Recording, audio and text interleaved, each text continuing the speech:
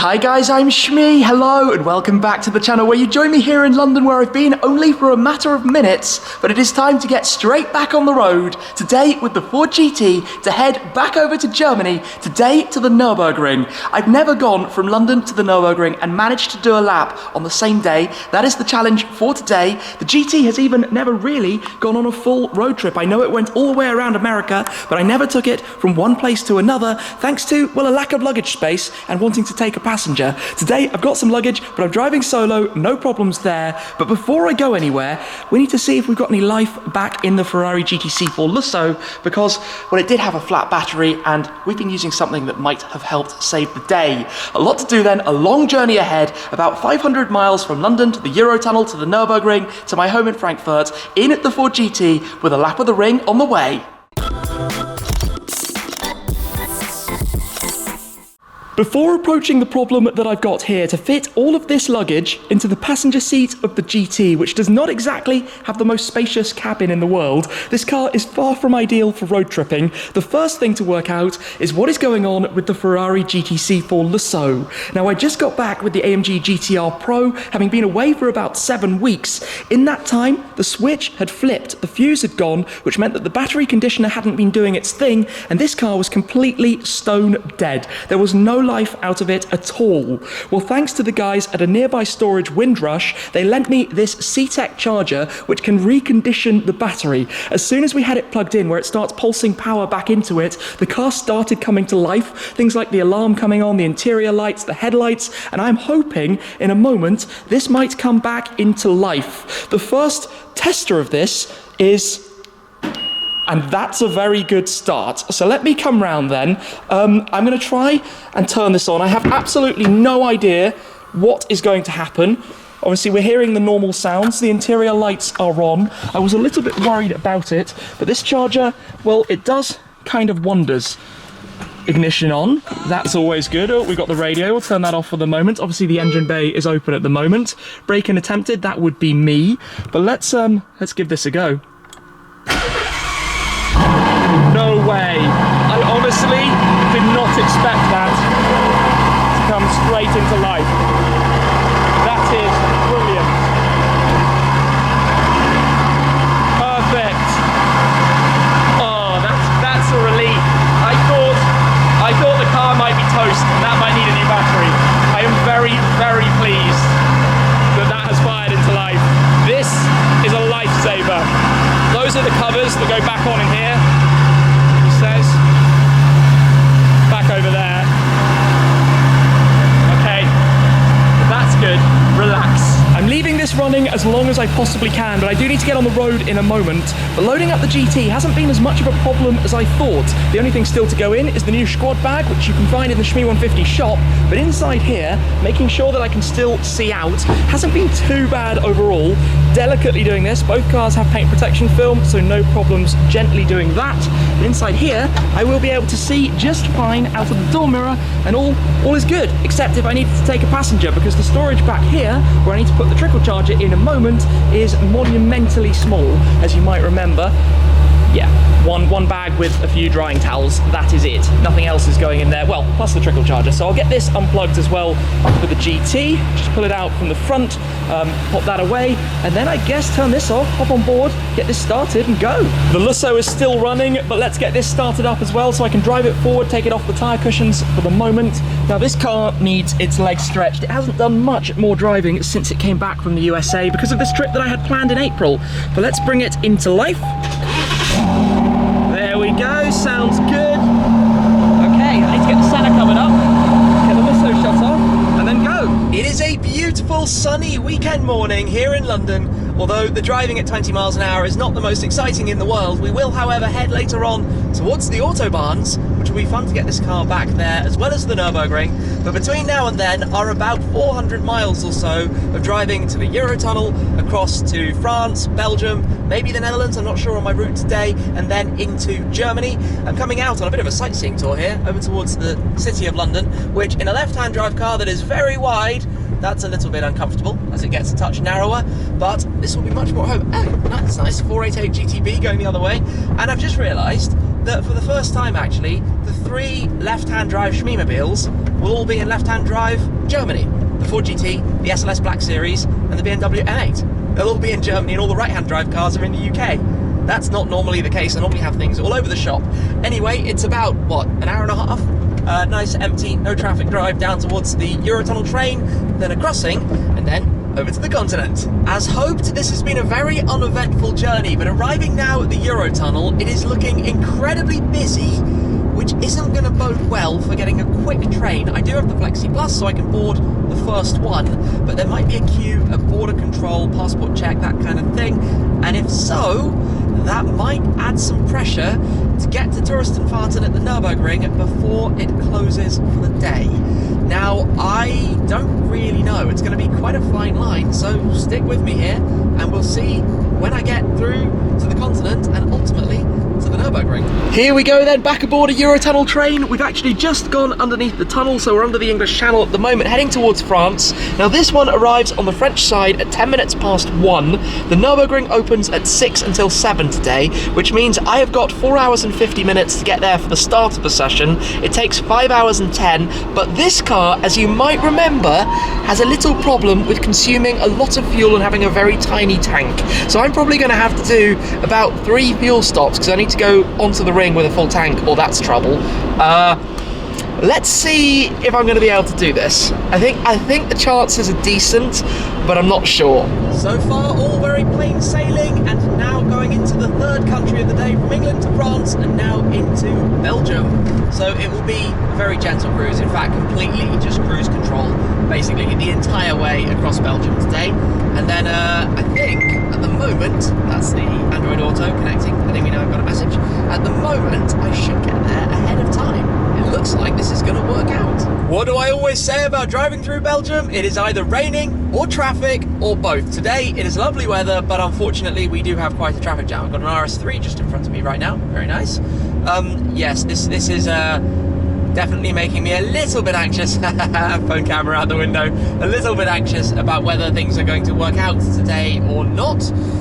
Let's see, it's going to be very close. I think though, I can get away with a fill up now and one more just kind of before arrival. I know when I get to the German Autobahn, the fuel is going to go much quicker though. Gotta work this out. I'm about to cross the border just here into Germany, which means instantly de-restricted Autobahns. I've been having a super cruise control the whole way, exactly at the speed limit, and this car did 233 miles on the last tank, 375 kilometers, which normally wouldn't be very much, but for a Ford GT, it's actually quite a lot. Anyway, here we go. So into sport mode, into manual for the first time actually, because I'm not going to try and be economical on this second tank, and here we are. Wind goes straight up, car gets a lot noisier. Dashboard is in miles per hour, which doesn't help me quite so much. Certainly not when I'm looking at the traffic up ahead. In this car, it's got a really funny dashboard system in terms of what you can have showing. If you want your tyre pressures on the trip computer, you can't have kilometers per hour. Now that kind of makes sense for an American car. In the US, they weren't really thinking what to do with kilometers. Although Canada, I say that, they're actually made in Canada. Canada is kilometers per hour. But obviously as a UK car, I have it in miles. Now we're here in Germany though, kilometers, foot down.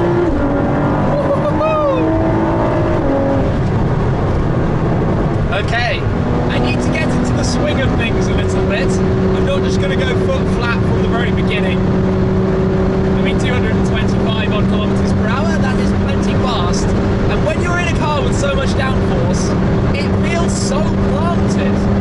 At these kind of speeds, it's so stable.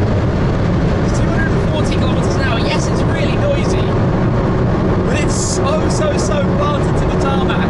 When you then get back to the de-restricted, drop some gears, and then foot down, all the way down. Wow, it's so light. You feel it very rigidly, just launching forwards, just propelling forwards. Obviously lots and lots of downforce keeps it pressed right down, very fat tyres. And when your foot goes flat, you get a kind of extra degree of propulsion. When you then get on the brakes, the air brake goes up behind and you can't see anything. I've definitely got an AMG Mercedes of some description behind me.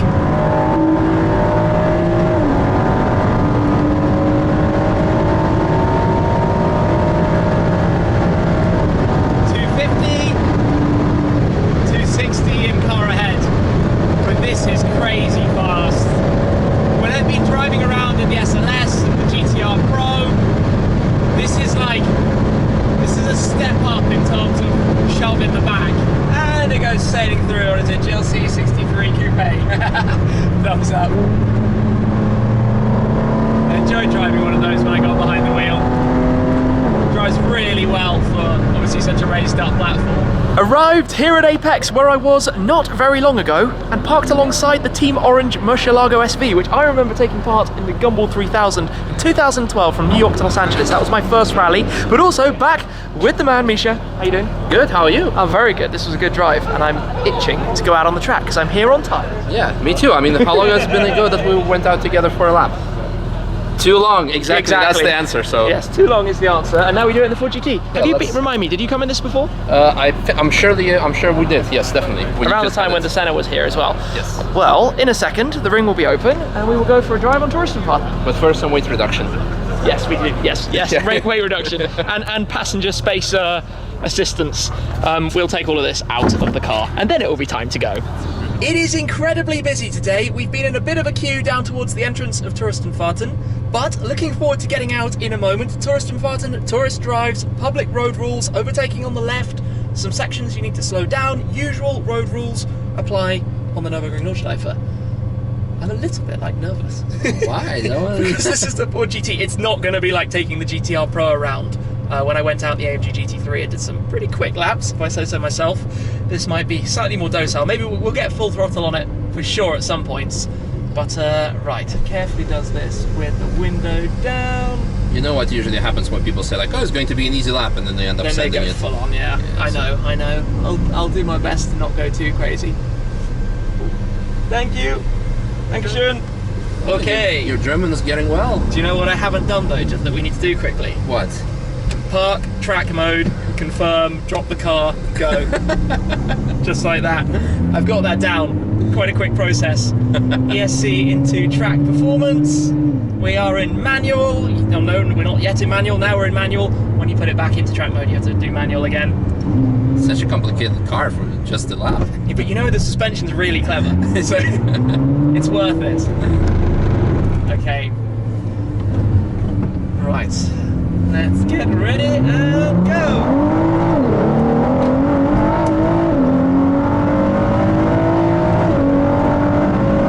So, having just been on the Autobahn, I guess that's not really that fast in comparison.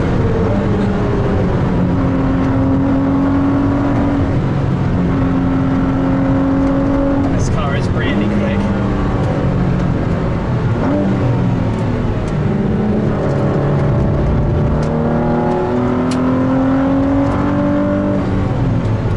Take it easy, taking full the curb. Yeah.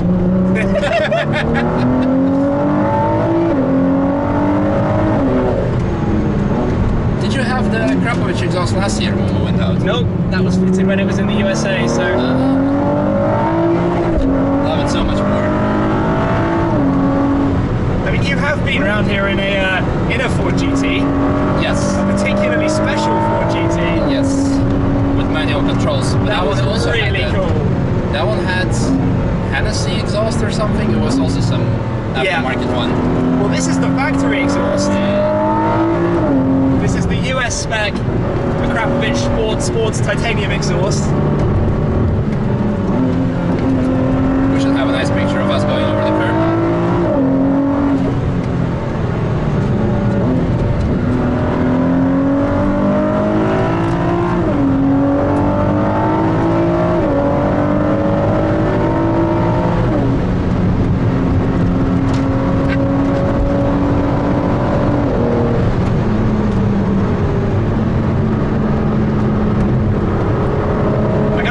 Left-hand driver again. My last few laps were in the right-hand drive car, and it makes quite a difference to the feel. That's why you clip the curb. Yeah.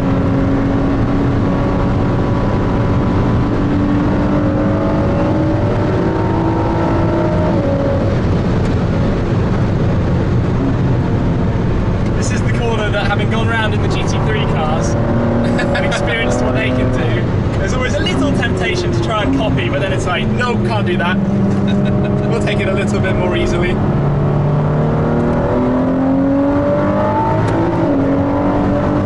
wonder how Ford GT sounds like from behind. I'd be interested to see that. Yeah. I guess we're going to be lucky and be able to see it on Robert's video. Exactly. Did you see the video of him chasing the Ferrari GT? Yes, it sounded so good. Yeah. And then at least his daughter said like, oh, it sounds like an owl. And it actually does. So that could be a lion then.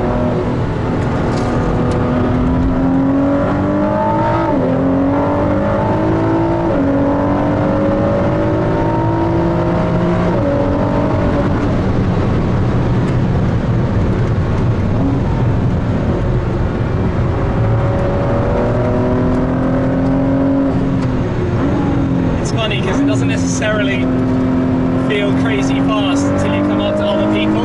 Yep. And then it's like, oh wait, maybe we are going pretty fast. We're on the outside of the line.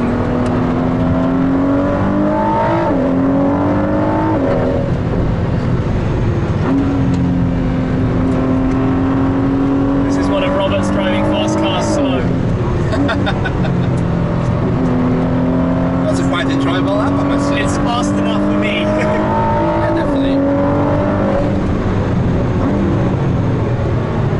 I remember one last year we went here to get the ice cream. Yes, in the red. RS. Yeah, in the red one.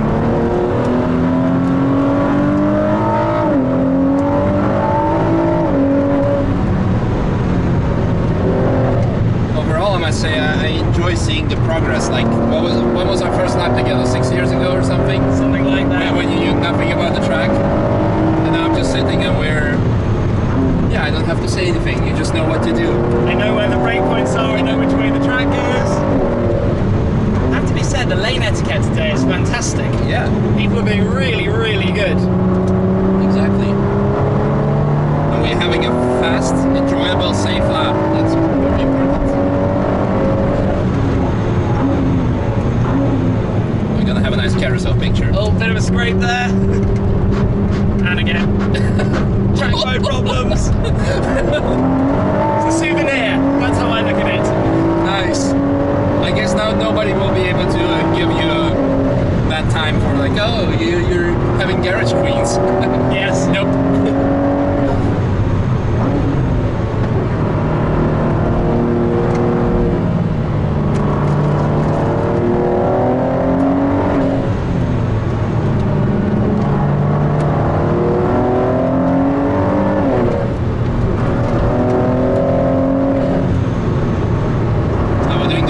Challenge.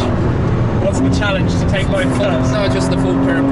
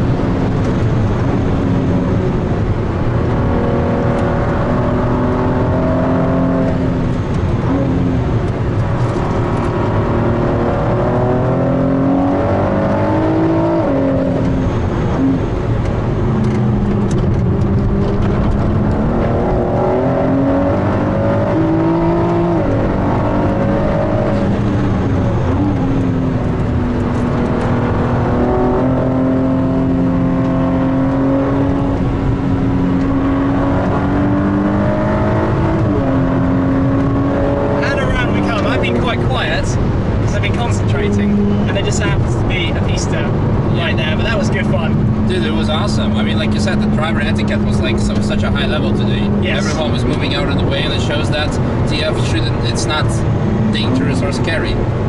Following the lap, I brought the car inside to reinflate the tyres up, ready for the Autobahn to continue, but obviously it scraped quite a lot as we were going around. One disadvantage of popping in track mode, but I was just having a little look, and in fact, if I turn on the light, you can see exactly what was scraping back here. It is these, the brake cooling ducts. It's a plastic part, not one of the carbon parts, thankfully, but hey, it's a sign that the car has been driven and used as intended.